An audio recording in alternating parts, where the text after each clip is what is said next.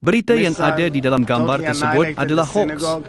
Berdasarkan penelusuran fakta hingga hari ini, Selasa, 3 Mac 2026, berikut adalah penjelasan sebenarnya. 1.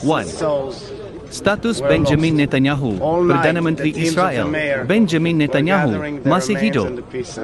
Laporan media antarabangsa dan tempatan mengesahkan beliau baru sahaja muncul di khalayak ramai pada 3 Mac 2026 untuk mengulas mengenai konflik yang sedang berlaku serta meninjau lokasi yang terjejas akibat serangan. 2.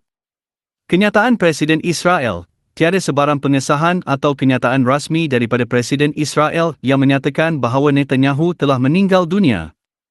Video atau gambar yang digunakan dalam hantaran tersebut adalah hasil suntingan atau klip lama yang konteksnya telah diubah. 3. Serangan Iran. Walaupun terdapat laporan mengenai serangan misil dari Iran yang menyasarkan beberapa kawasan termasuk pejabat Perdana Menteri, pihak keselamatan Israel dan sumber berita rasmi tidak melaporkan adanya kematian pemimpin tertinggi dalam serangan tersebut. 4. Tujuan sebaran. Kandungan seperti ini sering disebarkan di platform media sosial seperti TikTok atau Facebook dengan tujuan untuk mencetuskan kekeliruan atau menarik perhatian di tengah-tengah situasi konflik yang tegang. Oleh itu, anda dinasihatkan untuk tidak mempercayai atau menyebarkan maklumat tersebut kerana ia adalah maklumat palsu yang sengaja direka. Berdasarkan laporan berita terkini sehingga hari ini, Selasa, 3 Mac 2026, Benjamin Netanyahu sedang berada di Israel dan menjalankan tugas rasmi seperti biasa.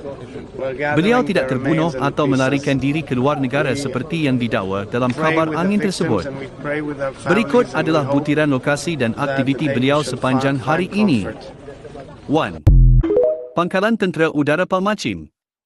Petang tadi, Netanyahu telah melawat Pangkalan Tentera Udara Palmachim bersama Menteri Pertahanan, Israel Katz, dan Ketua Staf IDF. Di sana, beliau memberikan ucapan umum mengenai Operasi Roaring Lion dan memuji pasukan tentera udara atas operasi mereka terhadap sasaran di Iran dan Lebanon. 2. Beit Shemesh. Pada sebelah pagi, beliau dilaporkan melawat lokasi yang terjejas akibat serangan misil di Beit Shemesh. Beliau meluangkan masa bertemu dengan mangsa yang tercedera dan memberikan kenyataan media mengenai ketabahan rakyat Israel di lokasi tersebut. 3. Tel Aviv. Semalam dan awal pagi tadi, beliau juga dikesan berada di Tel Aviv untuk mempengerusikan mesyuarat keselamatan bersama Ketua Mossad dan pegawai kanan tentera bagi membincangkan tindak balas terhadap serangan Iran. 4. Aktiviti keagamaan. Laporan juga menyebut beliau menghadiri bacaan Megilah sempena perayaan Purim di Perpustakaan Yeshiva Merkaz Haravi bersama isteri dan anaknya, Yai. Kesimpulannya, dakwaan bahawa pejabat beliau terkena serangan misil yang menyebabkan kematiannya adalah palsu sepenuhnya. Beliau kini berada di bawah kawalan keselamatan yang sangat ketat dan terus bergerak di sekitar Israel untuk meninjau kawasan konflik serta pangkalan tentera.